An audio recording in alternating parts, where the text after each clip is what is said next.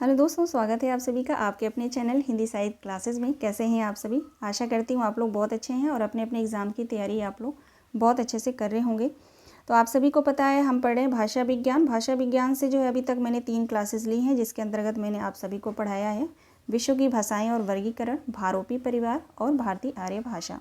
इन तीनों टॉपिक को जो मैंने पूरा कंप्लीट पढ़ाया है 3 क्लासेस में। तो आप लोग जो है क्लासेस नहीं देखे हैं तो ज़रूर देख लीजिएगा। डिस्क्रिप्शन बॉक्स में जो है मैंने लिंक दे दिया है, ठीक है।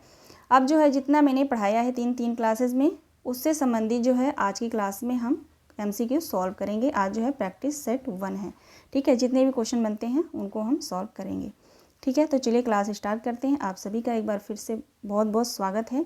इन क्वेश्चंस को आप लोग नोट कर लीजिएगा, ठीक है। चलिए देखते हैं आज का पहला प्रश्न। पहला प्रश्न है, किस भाषा को मध्यकालीन आर्य भाषा और आधुनिक आर्य भाषाओं के बीच की कड़ी माना जाता है, ठीक है। यहाँ पे रहेगा माना जाता है, ठीक है। इसको काट देते हैं।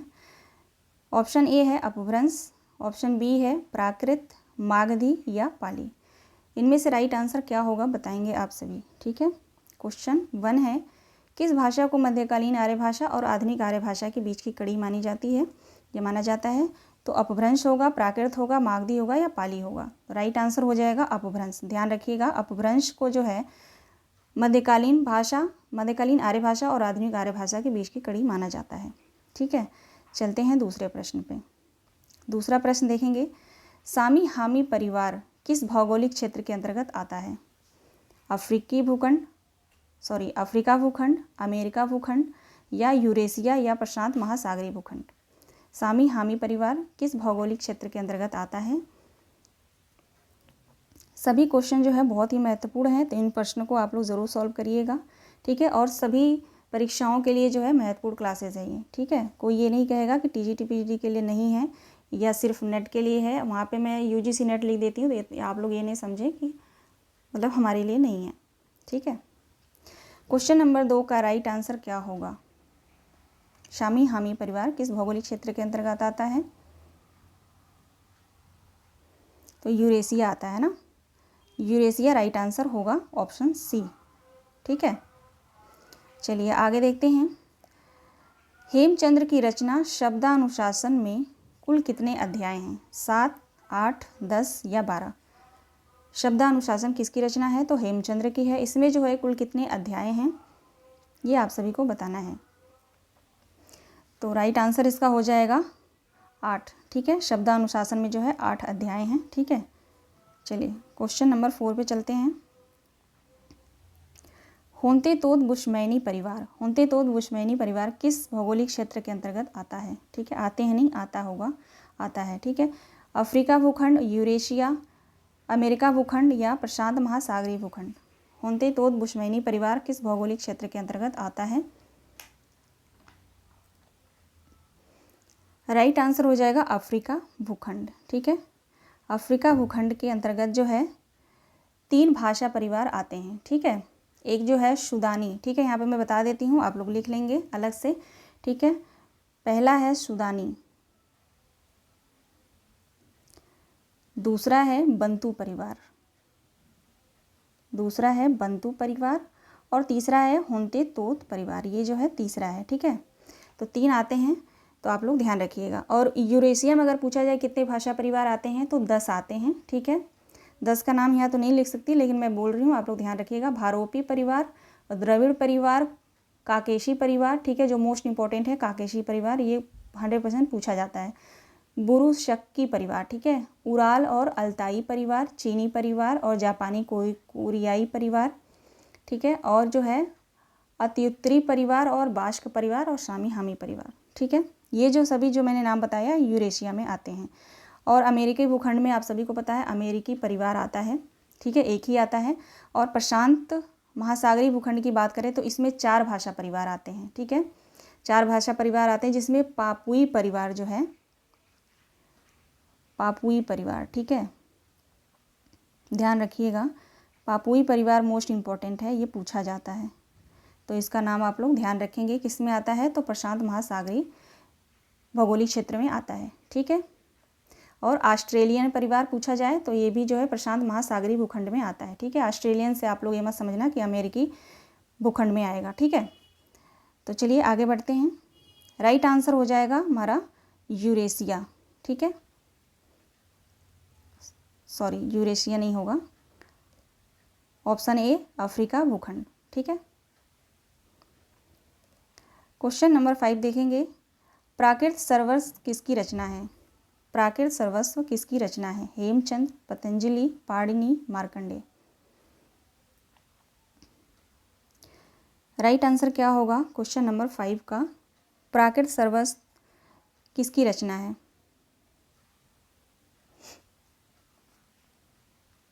राइट आंसर हो जाएगा मार्कंडेय का, ठीक है। ऑप्शन डी राइट आंसर होगा, मार्कंडेय।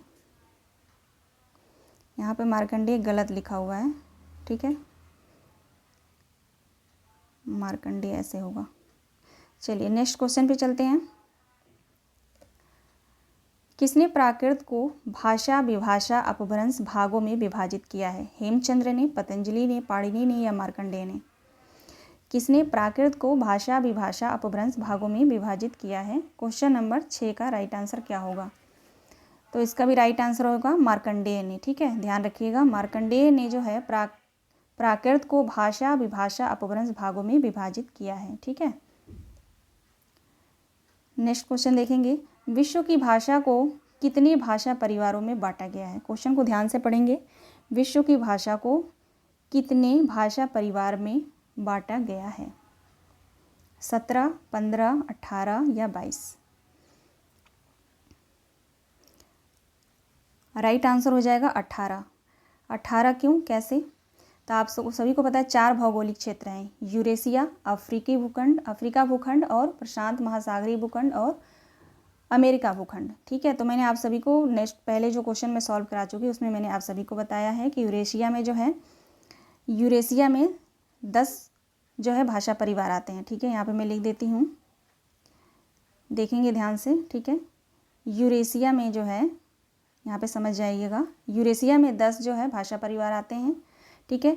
और अफ्रीका की बात करें, अफ्रीका भूखंड की, तो इसमें जो है कितने आते हैं?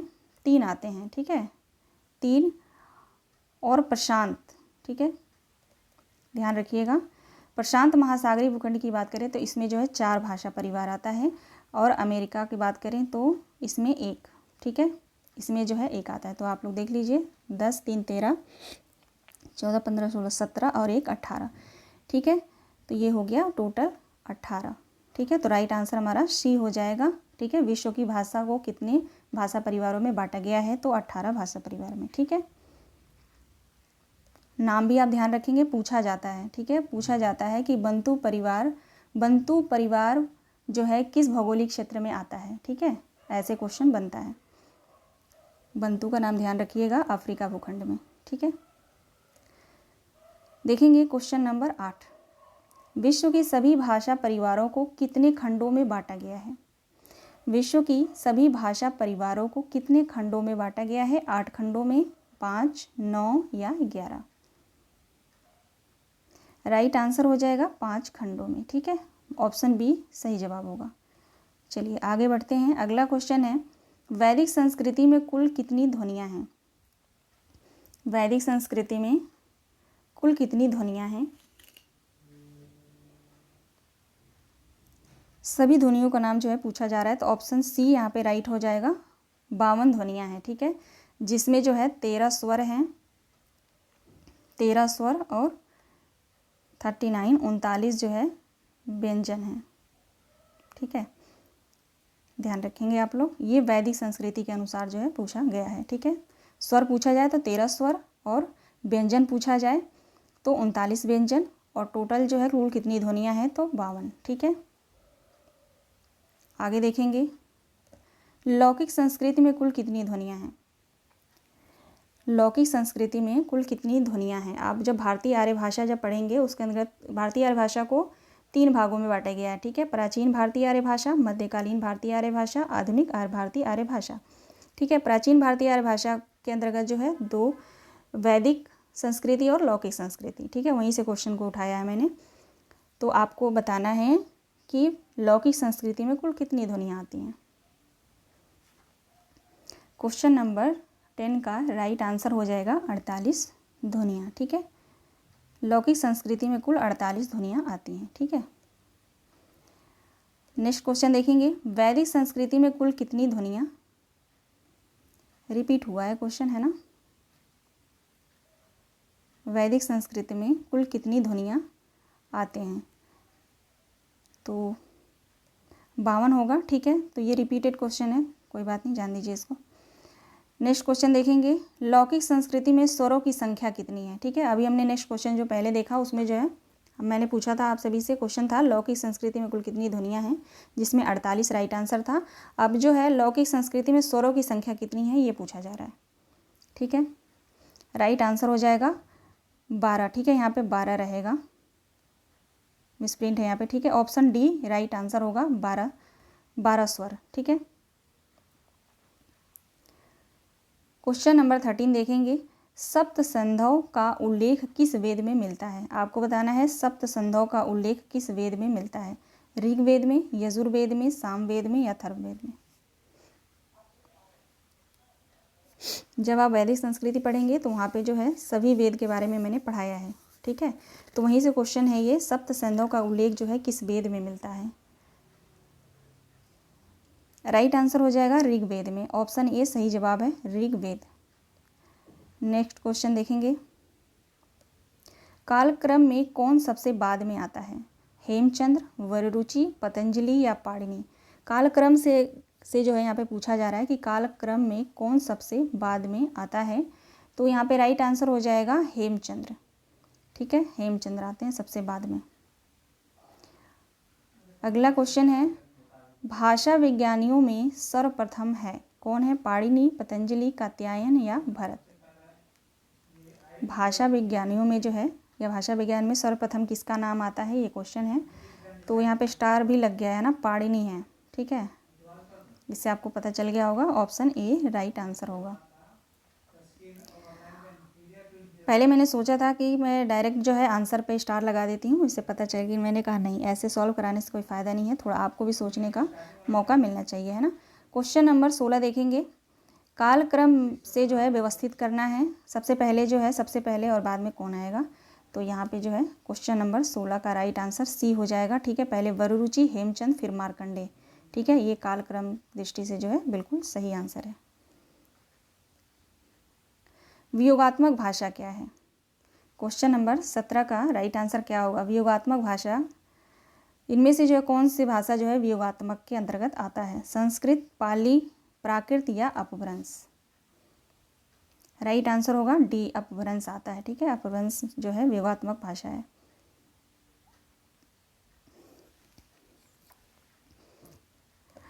अगला क्वेश्चन देखेंगे, केतुम या केतुम कह लीजिए, केतुम और शतम का संबंध है स्थानीय बोली से, अंग्रेजी के छंद से, संस्कृत भाषा से या पारिवारिक वर्गीकरण से। आप सभी को बताना है केतुम और शतम का जो संबंध किससे है।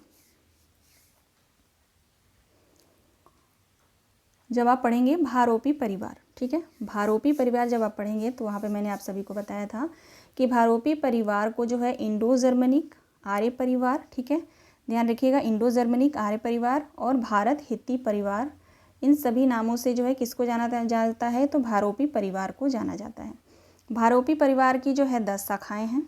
ठीक है, भारोपी परिवार के जो हैं, एक मिनट मैं यहाँ पे लिख देती हूँ। ठीक है, भारोपी परिवार, अब इसकी जो है 10 शाखाएँ हैं। ठीक है, यहाँ पे लिख देती हूँ 10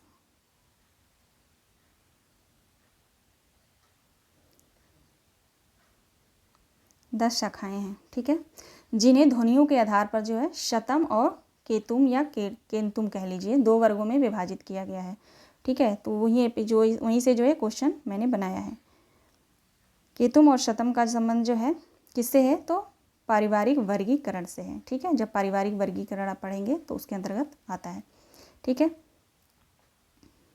चलिए अभी और क्वेश्चन इससे संबंधित तो वहाँ पे मैं डिटेल में बताती हूँ। आगे देखेंगे, मैक्स मूलर ने आर्यों का निवास स्थान कहाँ माना है। मैक्स मूलर ने आर्यों का निवास स्थान कहाँ माना है? उत्तर ध्रुव पे या दक्षिण ध्रुव पे, मध्य एशिया पे या तिब्बत पे?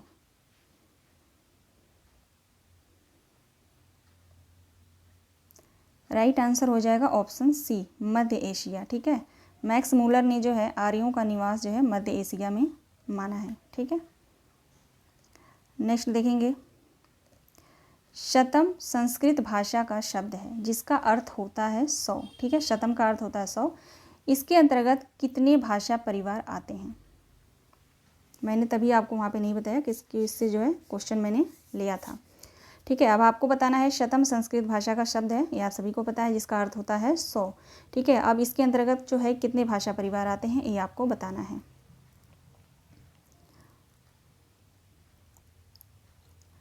शतम के अंतर्गत जो है 4 आते हैं। ठीक है, डी ऑप्शन बिल्कुल सही है, 4 जो है आते हैं। कौन कौन से? तो भारत ईरानी, ठीक है, ध्यान रखिएगा, भारत ईरानी, चाहे आर्य कह लीजिए। ठीक है, उसके बाद बाल्टो स्वालिक, दूसरा जो है बाल्टो स्वालिक,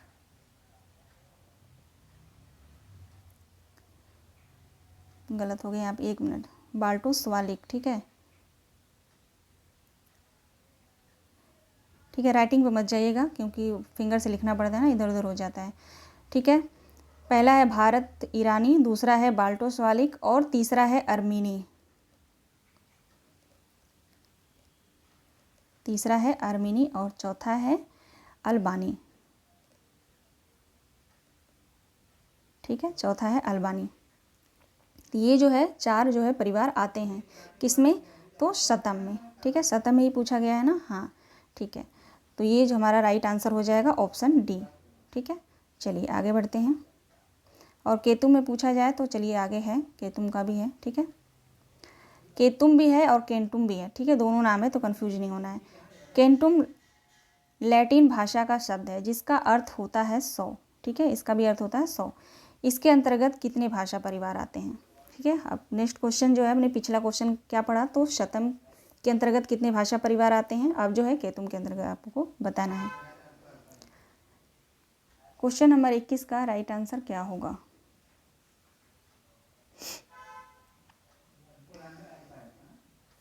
राइट आंसर हो जाएगा 6 आते हैं। ठीक है, केतुम के अंतर्गत जो है कितने परिवार आते हैं, तो आप ध्यान रखिएगा 6 आते हैं।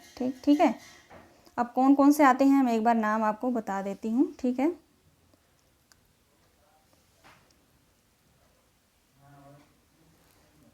एक मिनट आप लोग रुक जाइए। केतुम के अंतर्गत जो है 6 आते हैं। तो पहला है जर्मनिक। ठीक है, पहला है जर्मनिक, जानते चलिए आप लोग। दूसरा है केल्टिक, दूसरा है केल्टिक। तीसरा देखेंगे, तीसरा है ग्रीक,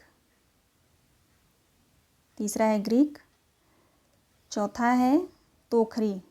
ठीक है, चौथा है तोखरी। और जो है 5वां जो है वो है हिटाइक, हिटाइक। ठीक है, और 5वां छठा यहाँ पे देखेंगे, छठा जो है इटालिक है, इटालिक।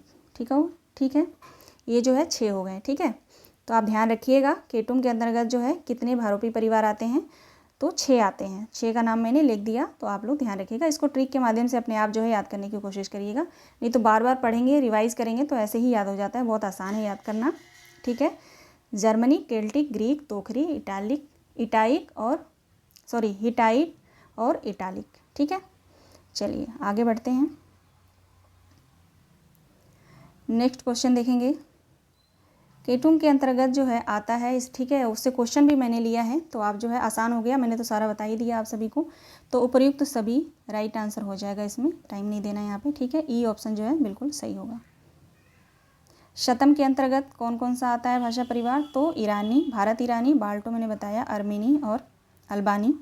ठीक है, इसको अरमानी भी बोलते हैं और अर्मीनी भी बोलते हैं, दोनों नाम है। उपर्युक्त सभी राइट आंसर होगा। क्वेश्चन नंबर 24 देखेंगे।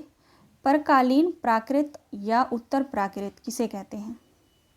अब अगर आप लोगों ने क्लास देखा है, थ्योरी क्लास जो मैंने पढ़ाया है, तो ही इन क्वेश्चन को आप सही सॉल्व कर पाएंगे। नहीं पढ़े हैं तो क्वेश्चन सॉल्व करना बहुत मुश्किल होगा। ठीक है, देखने में आसान है भाषा विज्ञान, इतना आसान नहीं है, बहुत आपको इसमें पढ़ना पड़ेगा। ठीक है, लेकिन हाँ इतना गारंटी है कि आप अच्छे से पढ़ लेंगे तो क्वेश्चन, इससे जो क्वेश्चन आएगा वो कहीं नहीं गया, आप बिल्कुल सही करेंगे। ठीक है, याद हो जाता है। ठीक है, क्योंकि ये रटने वाला नहीं है, याद हो जाता है। क्वेश्चन नंबर 24 का राइट आंसर बताएंगे आप सभी। थोड़ा सा आप लोगों को सोचने का मौका दे रही हूँ, है ना।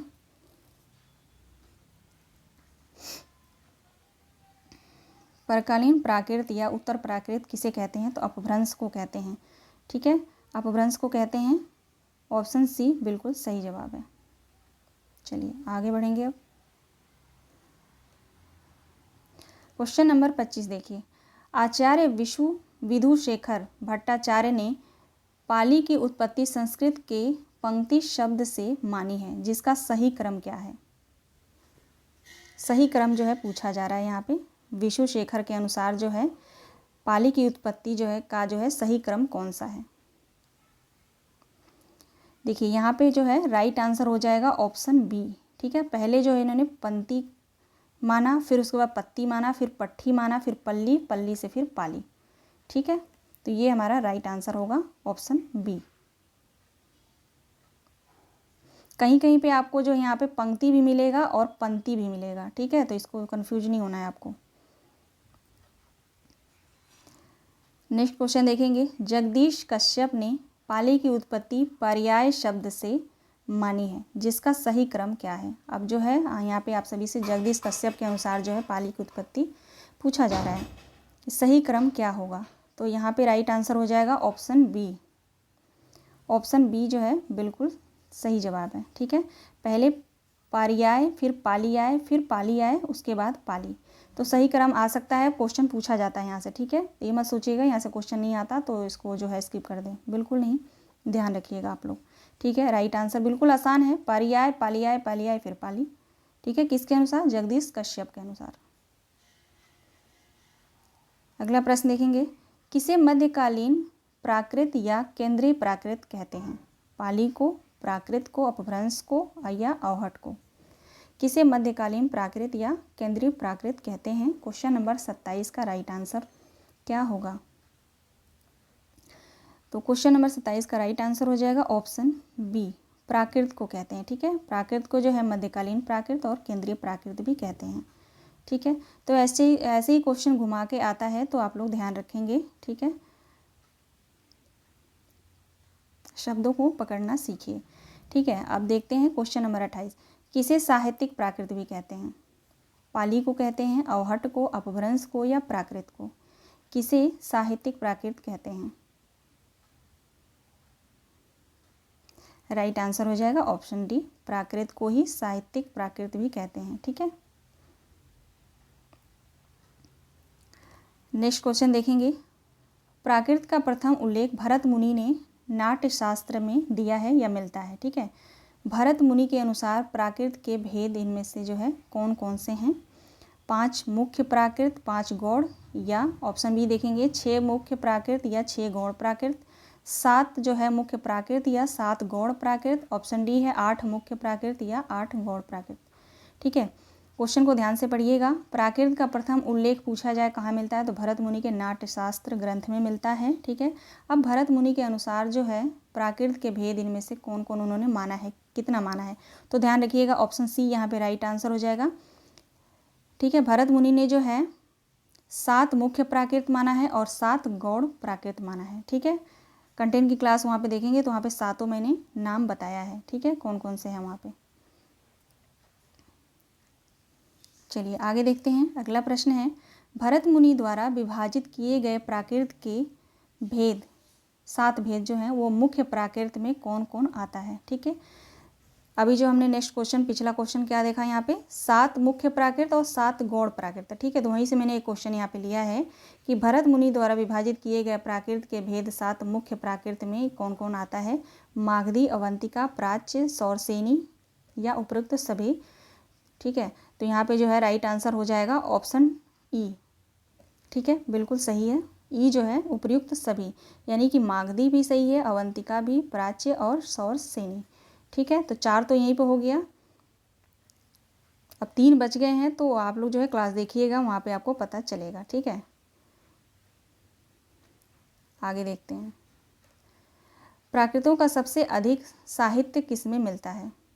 प्राकृतों का सबसे अधिक साहित्य किसमें मिलता है? महाराष्ट्रीय प्राकृत में, सौरसेनी में, मागधी में या अर्धमागधी में?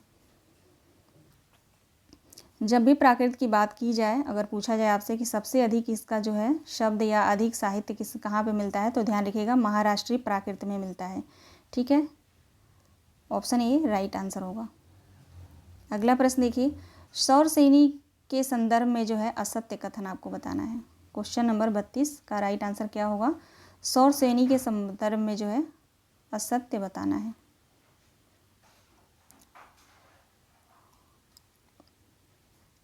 राइट आंसर हो जाएगा मृच्छकटिकम में सौरसेनी का प्रयोग हुआ है। नहीं, बिल्कुल गलत है ये, तो ऑप्शन सी जो है असत्य होगा, बाकी सही है। ठीक है, ऑप्शन ए देखेंगे, यह सूरसेन राज्य मथुरा की भाषा है, ये भी सही है। और यह निम्न श्रेणी के पात्रों और स्त्रियों की भाषा है, यह भी बिल्कुल सही है। डी देखेंगे तो सौरसेनी के प्राचीनतम रूप का उल्लेख अश्वघोष के नाटकों में मिलता है, ये भी सही है। ठीक है, तो आप सौरसेनी जो भी भाषा पढ़ रहे हैं, मागधी, पाली, अपभ्रंश, इन सब के बारे में डिटेल जो है मैंने पढ़ाया है, तो ज़रूर क्लास देख लेंगे आप लोग। आगे देखेंगे, मागधी और सौरसेनी के मध्य की बोली को क्या कहते हैं? अब आपको बताना है मागधी और सौरसेनी के मध्य के यानी बीच की बोली को हम क्या कहते हैं? महाराष्ट्री, पाली, प्राकृत या अर्धमागधी?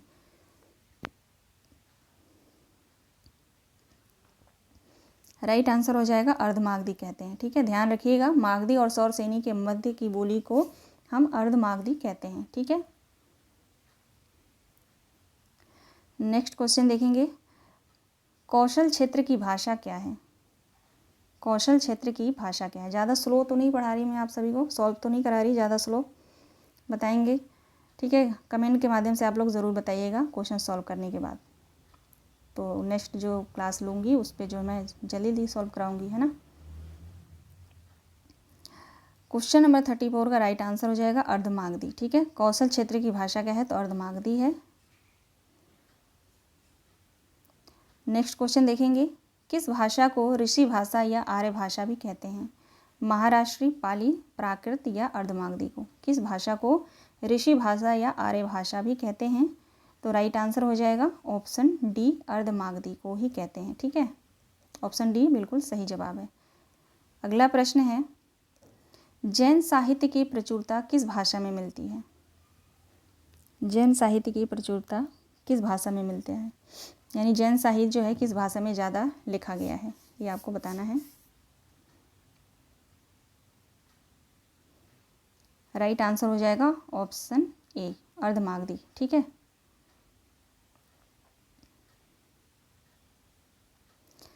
अगला देखेंगे, नेक्स्ट क्वेश्चन देखेंगे, किसके अनुसार मागधी अंतःपुर के नौकर और अश्वपालक की भाषा है? आपको बताना है कि किसके अनुसार, यानी किस आचार्य के अनुसार जो है मागधी अंतःपुर के नौकर और अश्वपालक की भाषा है? भरत मुनि के अनुसार। भरत मुनि ने कहा है कि मागधी जो है अंतःपुर के नौकर और अश्वपालक की भाषा है। ठीक है, भरत मुनि राइट आंसर हो जाएगा क्वेश्चन नंबर 37 का। अगला प्रश्न है, पुष्यदंत ने अपनी रचना जैन पद्म पुराण में अपभ्रंश को क्या कहा है?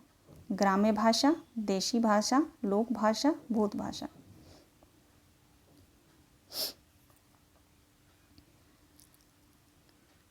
पुष्यदंत ने अपनी रचना में पद्म पुराण, जैन पद्म पुराण, ठीक है, नाम याद रखेंगे, जैन पद्म पुराण जो पुष्यदंत की रचना है, इस रचना में अपभ्रंश को जो है पुष्यदंत ने क्या कहा है? तो ऑप्शन में जो है राइट आंसर इसका कुछ और है, ऑप्शन में दिया ही नहीं है। ठीक है, तो यहाँ पे ई ऑप्शन मैं बना देती हूँ, ध्यान रखिएगा,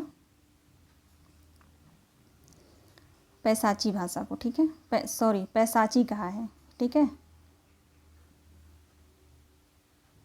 पैसाची, तो आप लोग ध्यान रखिएगा कि पुष्यतंत्र ने अपनी रचना जैन पद्म पुराण में अपभ्रंश को पैशाची कहा है। ठीक है, चलिए इसमें जो है ऑप्शन में नहीं दिया है तो इसको काट देंगे।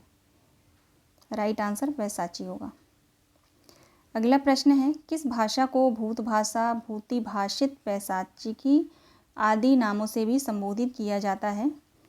तो राइट आंसर हो जाएगा पैशाची भाषा को ही। ठीक है, ये तो बिल्कुल आसान प्रश्न है। आज का लास्ट क्वेश्चन, ठीक है, देखेंगे। अपभ्रंश में कितने स्वर होते हैं? आपको बताना है अपभ्रंश में कितने स्वर होते हैं। स्वरों की संख्या क्या है अपभ्रंश में? तो 8 स्वर होते हैं। ठीक है, ध्यान रखिएगा 8 स्वर होते हैं। ठीक है, टोटल जो है 40 क्वेश्चन मैंने लिया था ताकि आराम से आप लोग सॉल्व भी कर लें, ज़्यादा टाइम ना लगे, है ना। तो आप लोग जो है क्योंकि मैं अपलोड कर देती हूँ, लाइव तो लेती नहीं हूँ, तो इन क्वेश्चन को जो है आप लोग जो है टाइमिंग जो है तेज़ करके आप लोग जो है वीडियो को देख लिया करिए। ठीक है, फास्ट मोड पे करके जो है आप लोग देख लिया करिए, सॉल्व कर लिया करिए। क्वेश्चन आप लोग ज़रूर लिखिएगा, ठीक है, नोट करिएगा, क्योंकि बुक से मैं पढ़ा रही हूँ और बुक से ही खुद मैं क्वेश्चन बना रही हूँ। तो इस तरह के क्वेश्चन शायद ही आपको किसी प्रैक्टिस सेट में मिले। ठीक है, मिलेंगे भी तो सेम टू सेम नहीं मिलेगा। ठीक है, तो चलिए मिलते हैं नेक्स्ट वीडियो में। क्लास पसंद आई है तो लाइक आप लोग ज़रूर कर दीजिएगा। जिन्होंने सब्सक्राइब नहीं किया है वो सब्सक्राइब कर लेंगे चैनल को। ठीक है, मिलते हैं नेक्स्ट वीडियो में। आप सभी दोस्तों का बहुत बहुत धन्यवाद।